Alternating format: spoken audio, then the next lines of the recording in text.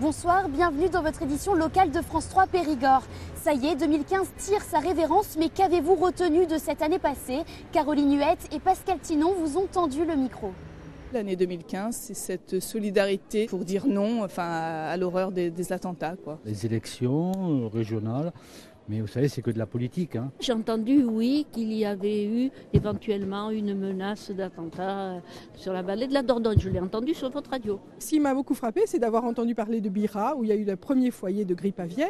L'année dernière, je crois que c'était les huîtres. Il y a toujours ces phénomènes là, juste avant les fêtes. On se demande si c'est vrai ou pas. Quand même, je trouve que des fois, l'information va un petit peu loin.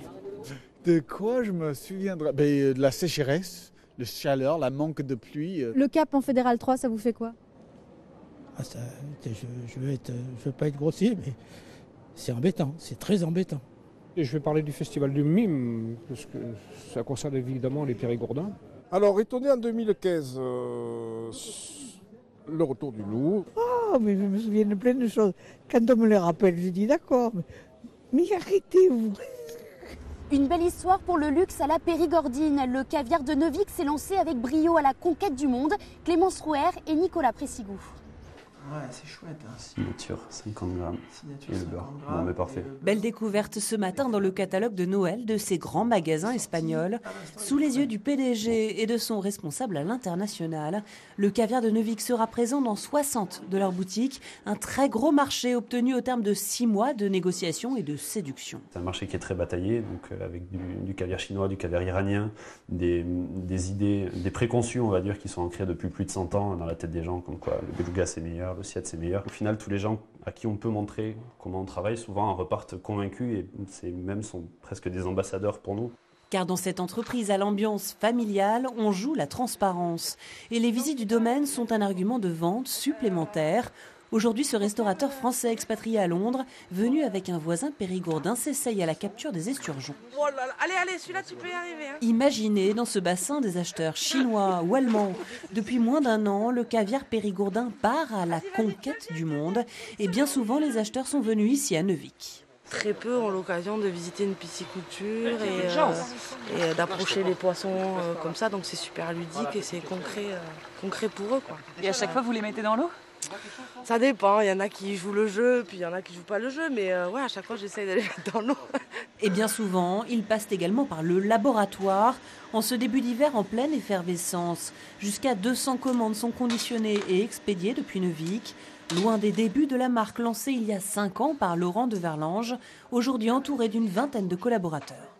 Tout se passe en même temps. On a eu le mois fin octobre, début novembre, les gros clients qui nous achètent des grosses boîtes, des boîtes d'origine pour faire leur propre marque, qui ont commandé. Ensuite, c'était plutôt les réseaux, comme Comtesse du Barry, par exemple, qui approvisionnaient les boutiques.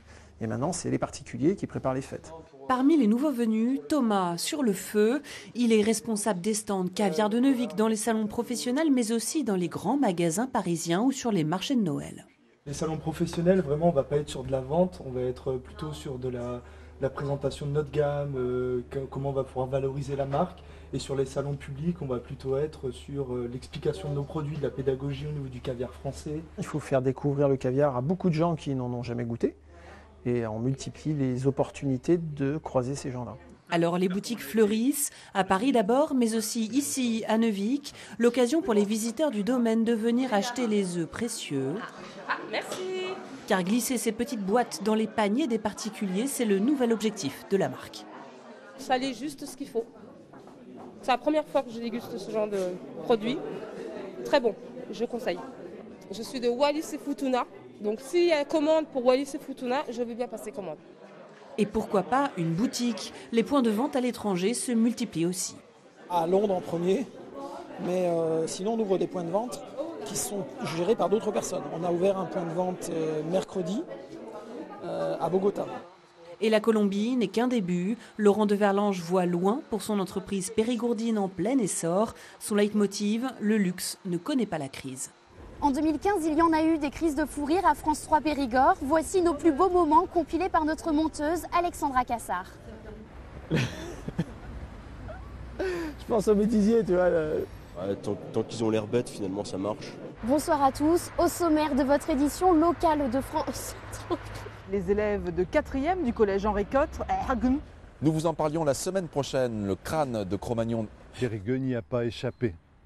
C'est là que je ne sais plus après. Vous pouvez revoir votre édition locale sur notre application.